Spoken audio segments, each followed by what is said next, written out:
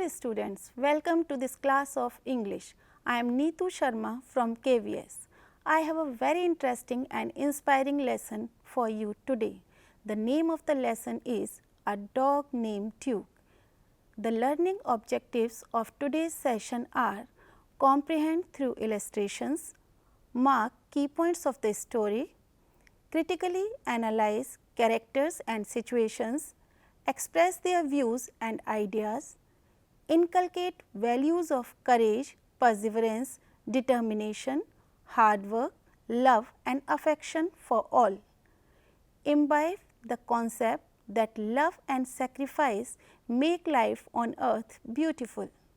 Students, have you ever wondered about why dogs are called loyal or why they are called a man's best friend? I believe all of you have heard stories about the companionship between humans and their pets. So today we are going to read one such story. The title of this story is A Dog Named Duke. It has been written by William D. Ellis. This story unfolds many messages like bond between humans and animals. Persistent efforts can help face adverse situations in life, and one should keep one's unconquerable will alive. Now, let's read the story. First, about the author. Born in 1918 in Concord, Massachusetts, Alice began writing at the age of 12 at the urging of an elementary school teacher who early on discerned his talent. His study of the history of Ohio provided him material that eventually used as the foundation for a trilogy of novels, Bountyland's Jonathan Blair, Bountyland's Lawyer and the Brooks Legend. He was nominated for the Pulitzer Prize. The most important recurring theme in his works is the triumph of survival. About the lesson. The story A Dog Named Duke by William D. Ellis conveys the message when all is lost, future still remains. All obstacles of life can be overcome by firm determination, perseverance and willpower. As said in Paradise Lost, what though the field is lost? All is not lost, the unconquerable will. Another aspect of this story is a bond of love and affection between man and animals as depicted through the characters of Chuck and Duke. Duke fights for the survival of his paralyzed master. He stands as a motivational force. He inspires his paralyzed master with his qualities like perseverance, hard work, determination and willpower. Even Marcy, he is overwhelmed by his dedication for Chuck's recovery. Both Duke and Chuck prove that small wins can help achieve big goals. Brief introduction of characters.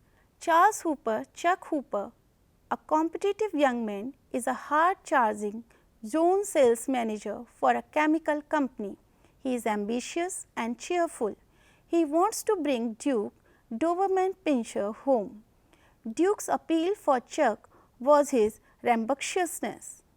Marcy is a tiny blonde who loves her husband. She is not really a dog lover. Pomeranian is her idea of the right sized dog for a colonial house on a small plot.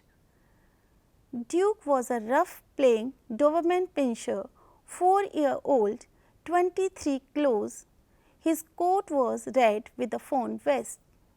Chuck Hooper, a favored young man.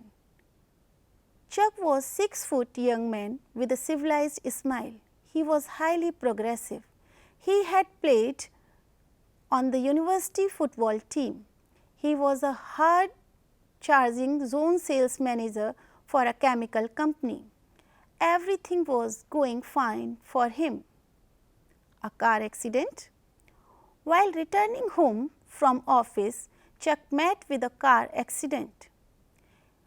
He was taken to the hospital with a subdural hemorrhage in the motor section of the brain completely paralyzing his left side. Marcy came to the hospital. She phoned a neighbor to put Duke in kennel. Hooper remained on the critical list for a month. About 6 months after, Chuck was put in a wheelchair. In March, he came home and he felt alone and was depressed. He decided to bring Duke back from kennel. Duke's arrival. Duke was back from the kennel. As he saw Hooper, he jumped and hit him above the belt. Chuck Hooper fought to keep his balance. The dog knew instantly that he had done a wrong thing and never jumped on Hooper again. He took up a post beside his master's bed around the clock. There was boredom in the room and Duke could not withstand this. Struggle for survival. One evening, Chuck's good hand idly hooked the lash onto the Duke's collar. It was like lighting a fuse. He asked Marcy to help him to his feet. Leaning back against the pull, Hooper learned to keep his balance without Marcy. With Hooper's standing, the dog walked to the end of the leash and tugged steadily. By mid-April, the neighbors saw the dog pull his leash taut, then stand and wait. June 1, news spread that Hooper and Duke had made it to an intersection. January 4, without Duke, Chuck walked the 200 meters from the clinic to the local branch office of his company. Both set goals, and to everyone's surprise, they got success. His master was revived. Duke's death. Chuck, Marcy and Duke moved house in March 1956. On the evening of October 12, 1956, the Hoopers had guests. Suddenly, over the babble of voices, Chuck heard the screech of bikes outside. Duke had been hit by a car. Marcy picked up the dog and carried him gently to the car and drove him to the hospital, but his injuries were severe and they could not save him. Duke has fulfilled his duty to his master. A few days later, Chuck Hooper was promoted to Assistant National Sales Manager. Chuck considered it as a tribute to dog. Theme. The theme of this story is triumph of survival against the obstacles of life and relationship between humans and animals. Writing style. This story has been narrated in third person. Students, now we will see some known breeds of dogs. Vocabulary: rampageous, subdural hemorrhage, bellow, blonde, taut, rambunctiousness, grin, critical, confinement, quivering. Students, I hope that you must have got an idea of what the story is all about. Now, match the words in the boxes with their explanations given below. Rampageous, subdural hemorrhage, bellow, blonde, taut, rambunctiousness, grin, critical, confinement, quivering. This is the other word for trembling.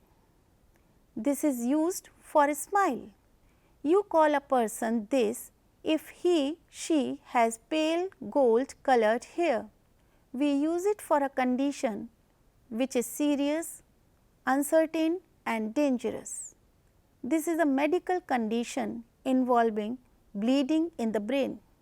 Number 6, this is to express a tendency to show violent and wild behavior, often causing damage. Number 7, this is a quality which relates to high energy and noise. Number 8, this is a state in which one is forced to stay in a closed space. Number 9, this is a condition when the rope or leash is stretched tightly. Number 10, it is a loud deep shout to show anger. Students, now a quick look into solution. This is the other word for trembling, quivering. This is used for smile, grin. You can call a person this if he, she has pale gold colored hair, blonde. We use it for a condition which is serious, uncertain and dangerous, critical. This is a medical condition involving bleeding in the brain, subdural hemorrhage. Let's see the solution. This is to express a tendency to show violent and wild behavior, often causing damage, rampagious. This is a quality which relates to high energy and noise, rambunctiousness. This is a state in which one is forced to stay in a closed space, confinement. This is a condition when the rope or leash is stressed tightly, taut. It is a loud, deep shout to show anger, bellow. Let's review the important dates, date and descriptions. June 1, news spread that Hooper and Duke had made it to an intersection. January 4, Hooper walked independently from the clinic to the branch office. March 1, Hooper planned to start a full day's work at office. October 12, Duke met with a fatal accident. Let's see what we know. The author says that Duke knew his job. What was his job? What efforts were made by Duke to bring his master Charles back to his feet once again? How did Chuck meet an accident? Now solution. The job was to get Chuck on his feet. Duke poked his pointed nose under Chuck's elbow and lifted. He also nursed, needled and snorted. Duke pulled the leash as he was helping Chuck to walk. He set goals for each day and he helped him walk step by step. He wanted to see his master back on feet. When Chuck was driving home one autumn twilight, a car pulled out in front of him without warning. Hooper was taken to the hospital with a subdural hemorrhage in the motor section of the brain, completely paralyzing his left side. Assignment. Do you think that the story of Duke and Chuck is an inspiration for those who give up without trying? Number 2 assignment. As Chuck, make a diary entry of your experiences after your accident and Duke's effort to get you back on your road to success. Now that we have completed this chapter, I hope that each one of you has understood the theme and main idea of this story. This story is not just a story about a man and his friendship with a dog, but is about true companionship and above all surviving hardships of life through encouragement and efforts.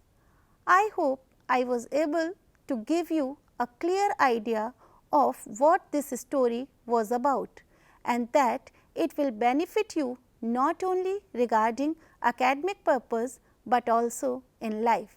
Thank you.